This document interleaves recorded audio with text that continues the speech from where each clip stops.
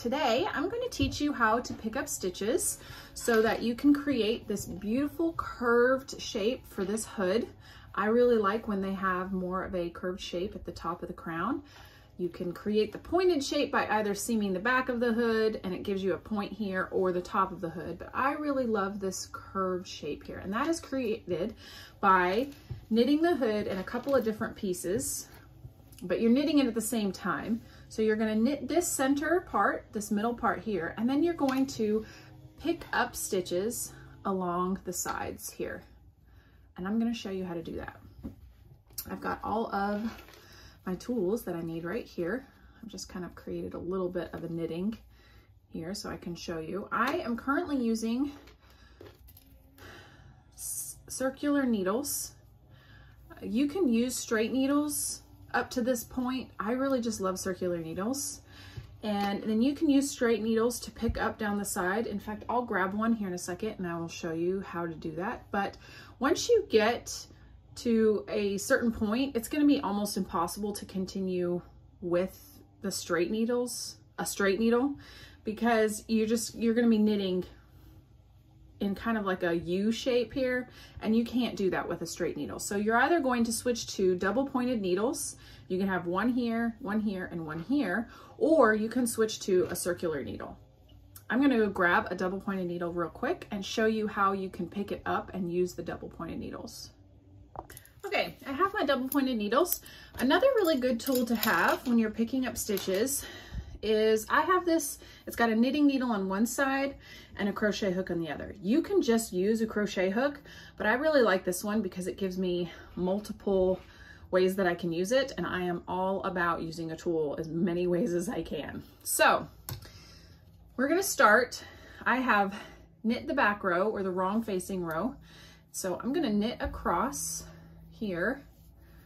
In my pattern for this hood, you will knit across the front side of your middle section, and then it will tell you how to pick up, well, it will tell you how many stitches that you need to pick up down the side. So if you want specifics on that pattern, you can head over to my Etsy shop and purchase that.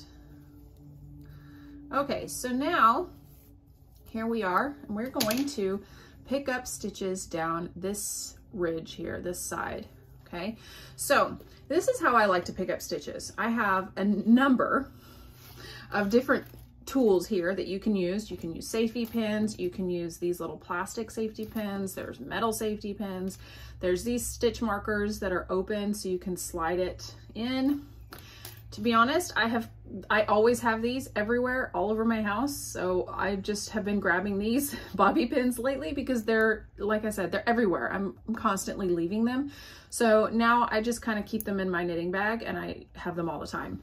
But what you want to do, especially if you are trying to pick up stitches over a long section, sometimes it's hard to figure out how close to pick up those stitches, and then you've got several really close and then a big gap.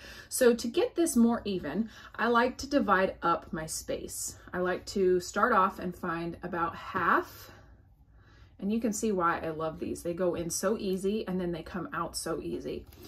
And then what you can do is you can continue to divide your space in half. So I'll divide this one in half and this one in half, okay? And now let's say that I am supposed to be picking up 20 stitches along this section. Well, now I know that if I take, I've got 1, 2, 3, 4 sections here along this long ridge, and if I'm gonna pick up 20 stitches, I know I have got to get 5 stitches in that space. And I need to get 5 stitches in this space, so forth and so forth. So it makes it a lot easier for me to know how closely I need to make these stitches, especially because sometimes in patterns, you might have 5 or 6 rows here, but you only need to pick up 3 stitches depending on how the designer has asked you to pick them up. So this gives me a better idea on how close to make the stitches and how far apart. And they become a lot more even because I have limited my space in how many ways I can make a mistake. So we're just limiting the chance of making a mistake here. All right, now when I pick up stitches, I really like to pick up stitches. You can see that this is a part of a knit stitch here. You can see this little V right here. You can pick up stitches just right here with just this one loop, or you can go right here. Either way, it's really personal preference in my opinion, because you can come all the way back here. Of course, depending on your type of pattern, you might be taking too much off. You don't want to come all the way in here. That is too thick of a section there. So you're really trying to just focus on this outside edge. And what I try to make sure I do is I don't want to ever just grab one loop. I always want to at least have two, okay? So this is how a crochet hook would work. Essentially, exactly how you're going to use a crochet hook, okay? If you wanted to use, whoa, my string got tangled there. If you want to use a double pointed needle, it's going to be fairly similar, although I find it to be sometimes a little tricky to wrap and pull that string through because it just makes it trickier. So now you can see this is the loop between stitches right there, okay? And I still have to pick up 4 more stitches along this way. So I'm going to try to go to the next one. It looks like I might have enough to do in every row, but I'm kind of coming to the end here and I really want my last stitch to be in that stitch marker place. So I'm going to skip this one and pick up right here. See that? And then I'm going to continue all the way down the row.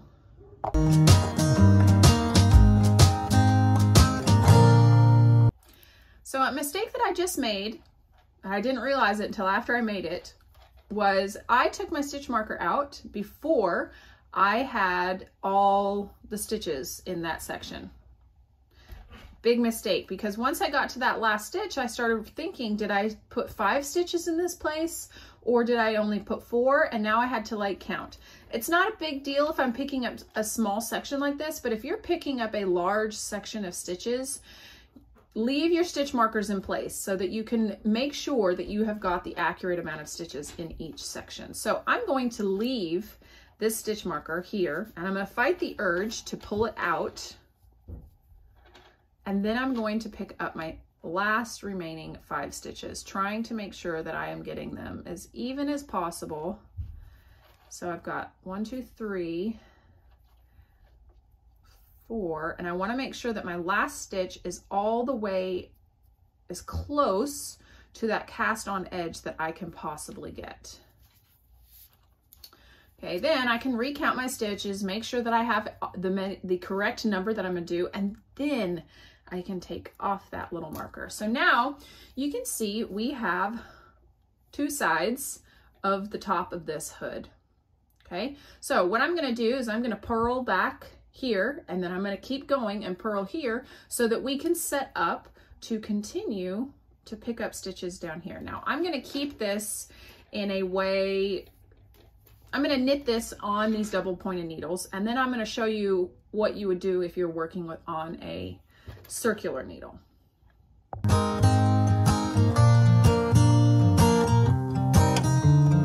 So I finished knitting down this back side, and I have already placed my stitch markers where I need them so that I can start picking up my next stitches.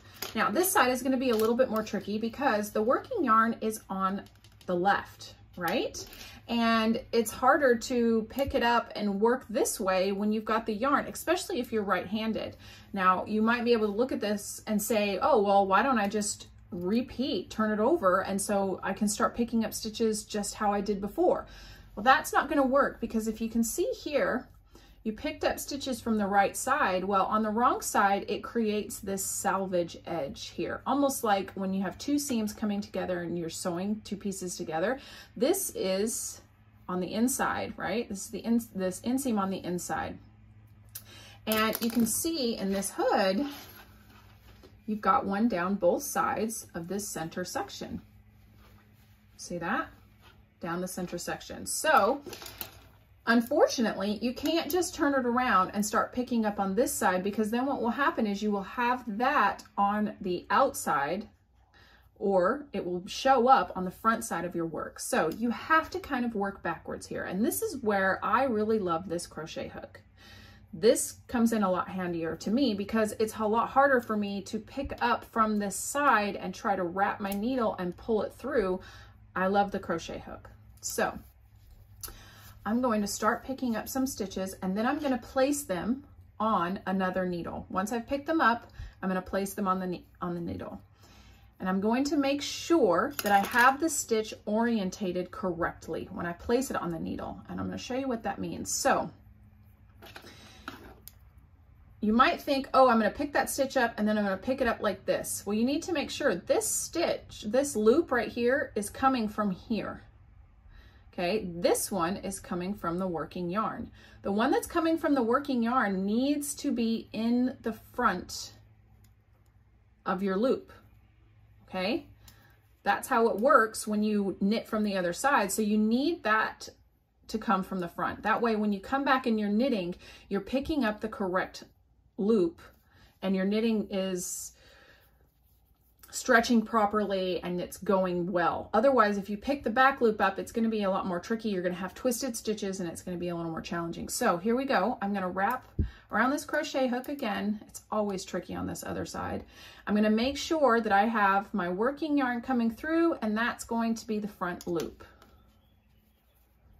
Okay, making sure I don't lose stitches off that back needle.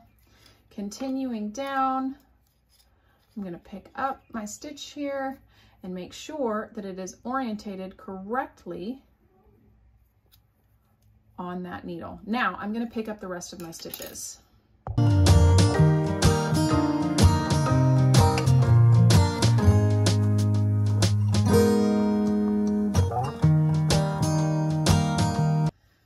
Now that I have all the stitches on the needle, I'm going to show you why it was so important to have all those stitches orientated correctly, okay? And I'm going to attach, well, not attach, I'm going to use my circular needle and get rid of these double pointed needles. Okay, so right here, you can see that this is the working yarn and it's in the front loop. That's how you should be. If it was switched around, if you had not paid attention, it wouldn't be the end of the world. You could see here, oh, this is, I shouldn't be pulling this. That's going to give me a twisted stitch because this is coming from the next stitch here. And this one's coming from the working yarn. My cast on tail keeps fooling me that that's the one I'm supposed to be working with. And you could pick up from the back here, but it's always just makes things so much easier to do it correctly the first way, okay? So here, this is going to be part of the working yarn. It's in the front. And my stitches are now coming off so much nicer because I made sure to orientate all of these stitches the correct way with that working yarn coming around to the front of the stitch. Okay, so I can continue knitting all of these stitches all the way across without worry that I need to, oh, see, look, now this one I didn't. That was perfect timing, right? This one I did not. And you can see that this previous stitch here is pulling this one, which means that this is the working yarn. And if I were to do this, my stitch would be twisted. See that? My stitch is twisted here. So I'm going to have to go through the back because I did not. And that, it's not the end of the world if that happens, but it definitely, and I did that again. There's another one. It definitely makes it more challenging. You've got to stop. You have to make sure that your stitches are correct when it's just easier to do it the first time around, okay?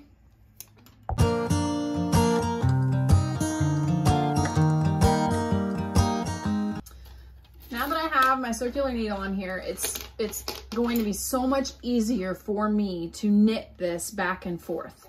And I hope you noticed I added these stitch markers here for the corners, okay? To separate what is the middle section and what is the side section. This is probably not something that's going to be necessary in other patterns, but if you are working for this hood right here, you can see that the center section, let me turn it around, is different than the side sections.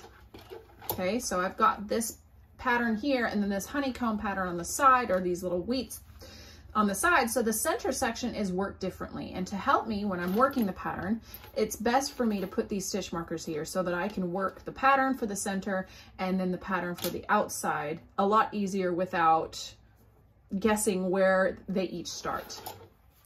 So with this hood, you're gonna knit just like that, back and forth like this, all the way around until you get to where your face opening has been made, and this opening is long enough, and then you're going to join in the round here. There's no added stitches here, so however many stitches the pattern has, that's how many you're gonna have. You're just gonna join in the round.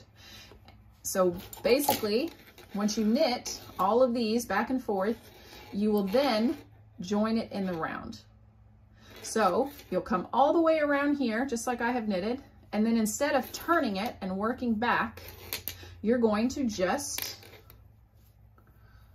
put your needles, get them ready. And because I'm working with such a long circular needle, I can do the magic circle here and pull that out. And now I can just join this in the round, and that will create the opening for your head. And then you're just knitting around in a circle like this. Okay, the only difference to the pattern now, of course, is that you're not going to be working any back rows. So you can see on the inside, this is purled with slip stitches. There's a few knit stitches in this pattern here, but you're basically going to be just working the front rows all the time, and you're going to be slipping the cable stitches on the front, and you're going to be knitting the knits. The only thing that will slightly change is this part right here, this pattern in the front here. You're going to probably have a little bit more of a challenge, but it says so in the pattern what you're supposed to do to finish the construction of it. Now, if you missed my video about the I-cord bind off, I'm going to link it in the description box, but these two sections right here that gives that such a nice, beautiful rolled edge is actually an I-cord bind off. And on the base of this hood, I use the live patterns to bind off in the I-cord bind off method, and then I pick up stitches for the top and use that I-cord bind off method so that it has this beautiful, it's thicker here, and it's a beautiful rolled edge, and it looks very finished, and you don't have to worry about with anything curling because you've got this knit pattern here. It works wonderful for this hood. So I hope that you have learned something about picking up stitches. I hope that if you're interested, you can stop by my shop and pick up this pattern. If not, I hope that this at least opens up the opportunity for you to find more patterns that you feel more comfortable trying out and learning. And if you have any questions, please let me know. I'm happy to do any video to help anyone with any progress of any of my patterns, or any patterns that you find that you just need help with a new technique. Thanks, and have a great day.